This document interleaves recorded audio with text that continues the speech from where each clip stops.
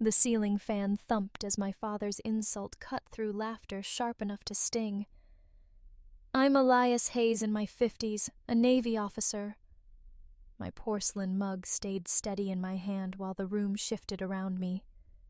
How do you carry silence when everyone's watching? The laugh broke over me like a hammer on tin, rattling louder than the ceiling fans overhead.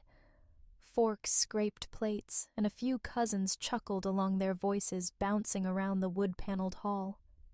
I wrapped my hand around the porcelain mug at my place setting, feeling the cool condensation slide over my skin. An anchor emblem was stamped into the glaze, its rope trailing nowhere. The Wharton VFW hall smelled of brisket floor wax and old coffee that had been left on hot plates too long.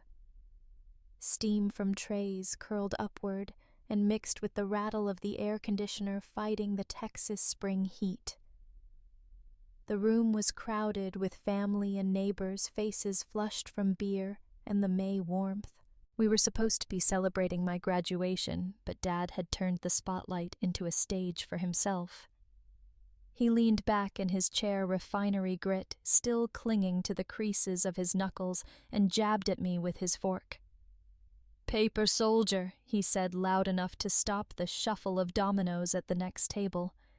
Laughter followed, spilling across the room like loose change. My younger brother, Michael, smiled that polished smile of his, the kind he wore when he wanted to look supportive while standing taller on my shoulders. "Lauren?" My sister-in-law pressed her napkin flat against the tablecloth, her mouth twitching between smirk and sympathy. I didn't answer. Instead, I held the mug tighter, the smooth curve grounding me, and stared at the way the condensation pooled at its base. The fans thumped overhead in steady rhythm like a drummer too tired to quit. My silence wasn't surrender. It was the only armor I had left in that room. Across from me, Captain Robert Gaines sat straight, his uniform neat, his eyes calm. He hadn't said much all evening, letting the family theater play out.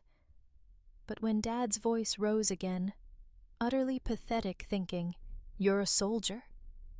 Gaines set down his glass with a click that carried farther than the insult. The band in the corner missed a beat. Cards stilled. Even the fans seemed to pause.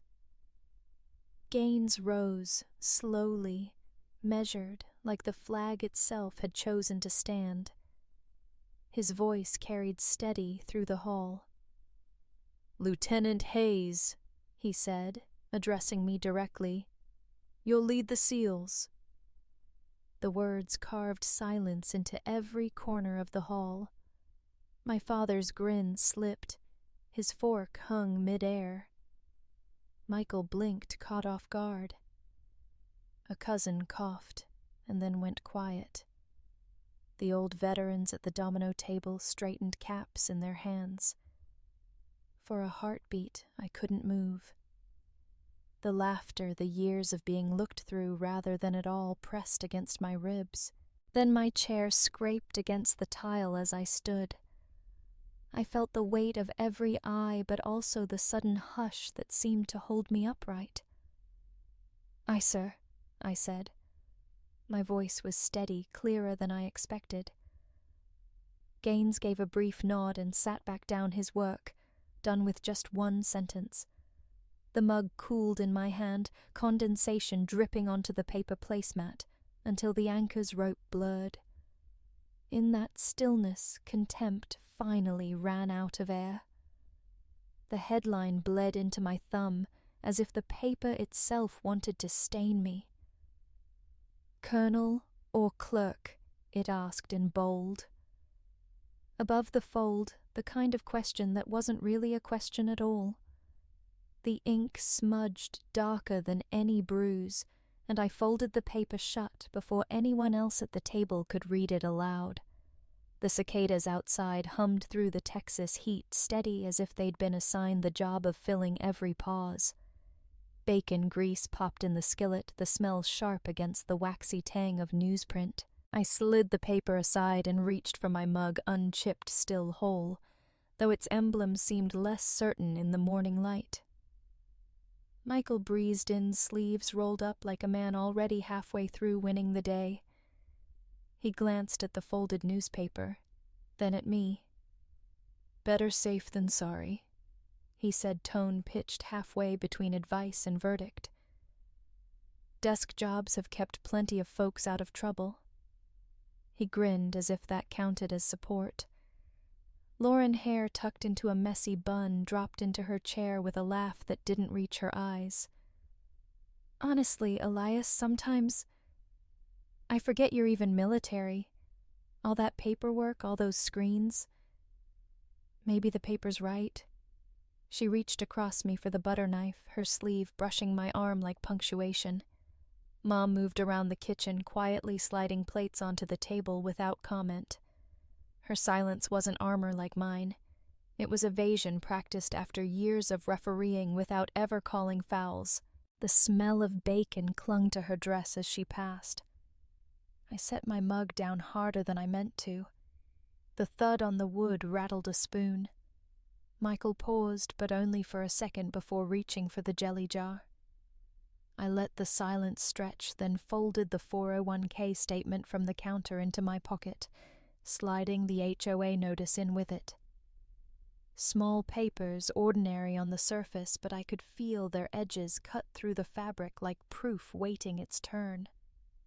Michael drummed his fingers on the table. "You'll land on your feet," he said, voice oiled smooth one way or another. He meant it to sound kind. I heard it for what it was, a reminder that he was already standing taller. The cicadas buzzed louder, drowning the scrape of forks. I stared at the mug condensation pooling again and wondered how long porcelain could hold before a crack appeared. From the other room, my laptop pinged. The sound was sharp, insistent.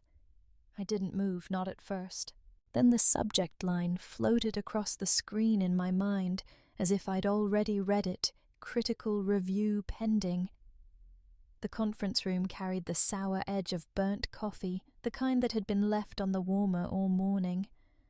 Outside the window, drizzle blurred the outlines of Norfolk's cranes and grey water, the sky pressing low against the base. My cracked porcelain mug sweated faintly on the table beside a stack of reports, the anchor emblem dulled. I caught Captain Gaines's eye across the table as he tapped his own chipped mug, once subtle as a gavel. The junior auditors were restless, scrolling phones under the table or trading smirks when I spoke. I laid out the discrepancy. I'd traced numbers slipping where they shouldn't. "The manifests don't reconcile with the requisitions," I said, evenly pointing to the highlighted lines. One of the younger men snorted, muttering, "Overthinking again." Paper shuffled a sigh disguised as professionalism. I felt the familiar freeze rising the air, heavier than the drizzle outside. Before I could retreat into silence, Gaines leaned in. His voice cut the static without raising a decibel. Voice level with respect, he said. He wasn't talking to me. He was looking at the junior staffer who'd laughed, his gaze steady, until the smirk dissolved. The room shifted, not dramatically, but enough. The hum of the copier down the hall became audible again. Chairs stopped creaking. I kept my tone level. "If we follow this trail, we'll find a gap. If I'm wrong, it costs us half an hour. If I'm right, it could cost us much more if we ignore it." Gaines nodded, tapping his mug once more. "Quiet persistence," he said later after the meeting emptied. "That's your weapon. Truth doesn't need volume. It just waits until the room is ready." His words settled heavier than the drizzle streaking the glass. I gathered the papers slowly, hearing the copier spit out a fresh page, the toner smell sharp in the hall. My silence felt different, no longer a burden pressed on me, but a shield I could lift. As I packed my case, my phone buzzed against the wood. The screen lit up mid-year review. Critical findings. My throat tightened, not from doubt this time, but from the weight of what was coming. By winter, the corridors carried more whispers than commands. They floated under doors, tucked themselves into the buzz of fluorescent lights, sharper than anything said aloud. I walked past knots of uniforms that hushed as I passed their silence speaking louder than their words. The Pentagon side office smelled of stale paper and overused carpet cleaner, the kind of place where careers were clipped at the root. My porcelain mug sat beside my folder, damp ring spreading on the polished table. When I reached for it, it slipped just enough to tap the edge.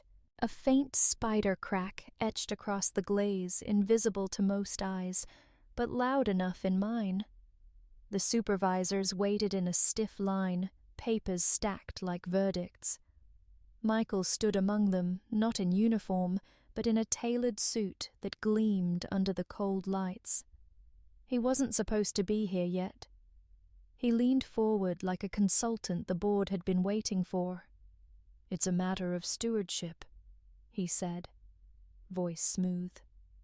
"If funds are missing, someone has to answer." His eyes flicked to me almost kindly, like a brother offering a lifeline he never intended me to take. The panel chair adjusted his glasses, tapping a county clerk record with the back of his pen.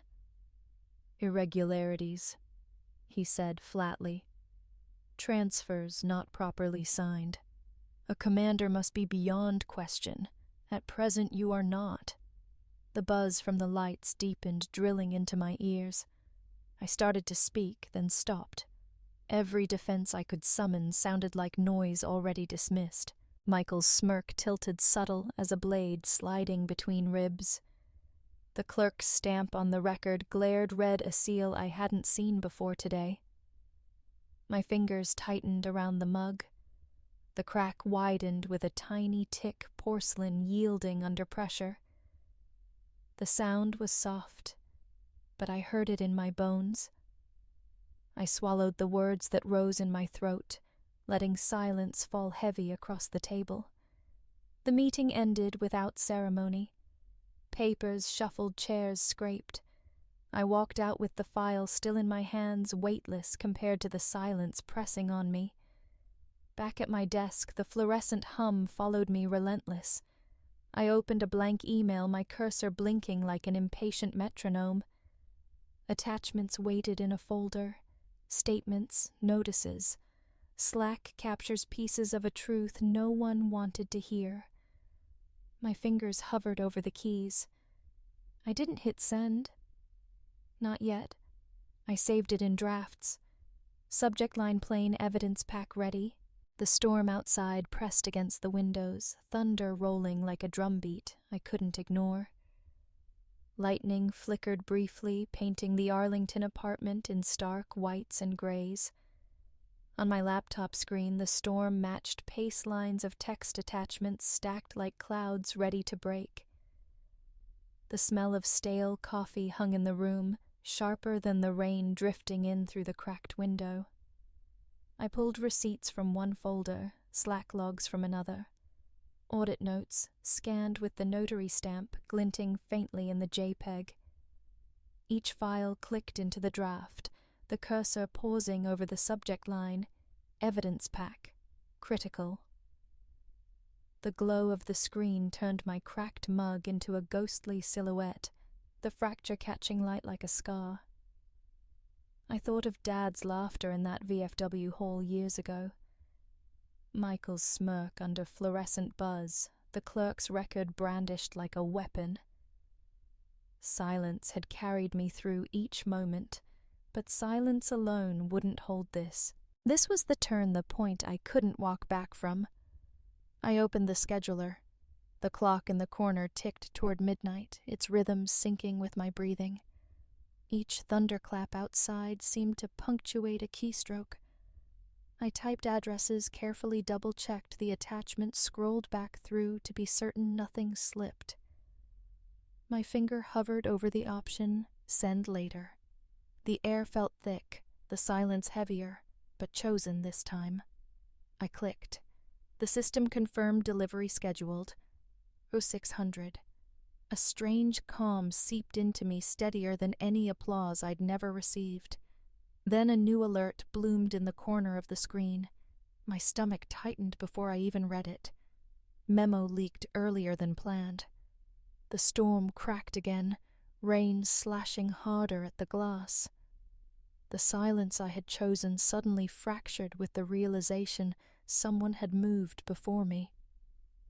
By fall, my name was already scrolling across ticker lines before I opened my mouth. Audit failures cast, doubt on Colonel Hayes. The screens outside the Pentagon press hall repeated it in a loop, letters chasing each other like they were sure of the ending. The metallic tang of microphones filled the air as crews adjusted their stands cords, snaking across the cold marble floor. A company-wide memo had landed that morning, seeded in inboxes before I had my first coffee. Irregularities under review. Leadership questioned. The phrasing was bureaucratic, but the meaning was blunt. Faces turned when I entered the hall, eyes already rehearsing their doubts. Michael stood polished at the lectern, his suit catching every flashbulb. He looked less like a consultant now, and more like a candidate. "We must ensure transparency," he said, voice even and warm. "The Navy deserves leadership above suspicion." Applause rose at the line, hands clapping against marble echoes. Dad sat in the front row, shoulders square, pride beaming toward Michael like it had all his life. I adjusted my tie, stepped forward when called. The microphone squealed a feedback shriek that seemed too on cue. Questions flew like darts. "Colonel Hayes, how do you respond to charges your oversight compromised operations? Did you mismanage funds? Are you fit to command?" The weight of classified files pressed against my chest. Evidence I couldn't reveal. My silence, which had so often shielded me, now threatened to crush me. I answered what I could in clipped sentences, no defense strong enough without the documents still sealed in vaults. Michael stepped back, in voice smooth, hands spread like a man balancing the room. "Let's not rush to judgment," he said, pretending generosity. The crowd rewarded him with nods, the cameras lingering on his steady posture. He looked every bit the reliable Hayes, the one fit for their headlines.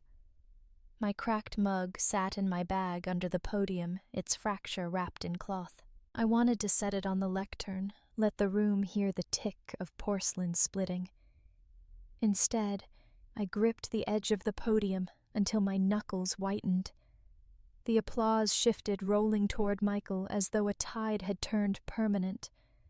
The flashbulbs flared brighter, burning spots into my vision. I felt the marble cold under my shoes, the microphones leaning closer as if waiting for me to fall. A reporter in the aisle lowered her pen just long enough to whisper, "Not meant for me," but close enough to cut Colonel's finished. The words landed louder than the applause. Cameras clicked their flashes, exploding like fireworks over a grave. They thought I'd been erased until the general unfolded the folder. The auditorium lights glinted off polished floors, flags standing rigid against the winter draft. The smell of fresh paint clung to the air, sharp as if the room itself had been scrubbed for this moment. In my case, beside the podium, the porcelain mug rested whole again, a faint seam of gold glue running along its fracture. My fingers brushed it once before I stood, letting its weight remind me that broken didn't mean ended. The timed email had already gone, attachments released at dawn, receipts, clerk records, Slack logs, notarized minutes. The truth no longer lived only in my drafts. It lived in every inbox that had opened that morning, spreading through offices faster than rumors ever had. General Harlan stepped forward, voice steady enough to hush even the restless shuffle of uniforms. He lifted the folder slowly, letting the anticipation pool. Effective immediately, he said Elias Dean Hayes is reinstated. Salute the Dean, and your Colonel. For a breath, the room was silent, then chairs scraped as officers rose in unison. The rustle of fabric, the snap of arms lifting the sound filled every corner. Salutes struck the air together precise as thunder. My throat tightened, but I stood straighter, returning the gesture. The silence I'd carried all my life came back now, transformed into the weight of recognition. From the front row, Dad's hand faltered before rising. He had no words, only a jaw that worked and eyes that refused to meet mine until they finally did. Michael sat rigid, pen slipping from his fingers, his practiced smile nowhere to be found. Captain Gaines caught my eye from the side, his nod small but certain, the same nod that had steadied me years ago. I lifted the mug briefly seen, glinting gold under the lights, proof that cracks could be mended without being hidden. A wave of salutes pressed forward the hall, unified in respect. The sound was not applause. It was something heavier, older, a recognition that didn't need volume. When the ceremony ended, shoes tapped against marble as the crowd began to file out. Michael stayed seated until the last moment, then hurried toward me, his face pale. "You never told me," he said, voice low as if the words hurt to form. I met his eyes steady now. "You never asked." The echo of salutes still hung in the air as the lights dimmed. Recognition is noisy, healing arrives in quiet voices. Weeks after the salute still echoed in my ears, I sat at a table on the Norfolk base with Captain Gaines. The cafeteria hummed with trays and chatter, but his note folded once resting on the table was what mattered. Respect carries forward, written in his clipped hand. He didn't need to say more. Spring stretched long shadows over Wharton when I returned home. The porch smelled of cut grass and gasoline birds, busy in the pecan trees. Michael sat hunched, shoulders smaller than I'd ever seen them. "I should have spoken different," he said. No polish, no grin. I let Dad's voice be mine. He rubbed his palms together, stripped of the bravado that once filled rooms. Dad leaned against the railing, a beer unopened in his hand. For once, he didn't boom or judge. His voice was quieter than I remembered. "Tell me about your command," he said. Not paperwork, not pathetic, just the question he'd never asked. Dinner came, and strangely, the table didn't tilt toward Michael. My words carried without force, filling the gaps once left for others. Gaines's lesson echoed, "Truth doesn't need volume." Silence had carried me this far. Now words found their place. My niece leaned forward, fork forgotten. "Do you really command SEALs?" Her eyes were wide hope bright in them. I smiled steady. "Yes." The room settled around that word as if it had always belonged there. Later, as dusk painted the porch in gold and lavender, the cicadas tuning up for the night, I sat back and let the chair creak beneath me. Healing wasn't a shout or a ceremony. It was this, the quiet shift in a family's air. I thought of Gaines's note again, and the line formed clear in my chest. What comes next belongs to all of us. I never needed a statue, just a place where others could stand. The Wharton Community Hall smelled of pecan pie cooling on folding tables, the November light filtering through tall windows in warm amber slants. Neighbors filled the space with low chatterboots, scuffing the wood floor, children weaving between chairs. On the table in front of me, the charter papers waited, edges crisp pen resting ready. I spoke briefly, my voice steady without raising. "Silence is patience, not absence," I said. "It carried me far enough to stand here, and I hope it carries someone else further." The words landed in the stillness. Then applause rose, not thunderous, but rippling through the hall with honest warmth. Veterans leaned on canes or clasped caps to their chests. Michael stood beside me, handing out flyers for the scholarship fund. His movements unhurried, his face stripped of performance. Dad lingered at the back, then stepped forward, hand extended. His grip was firm, not loud, his eyes carrying the quiet pride I'd once thought impossible. The papers bore signatures one after another, pens scratching steady across the page.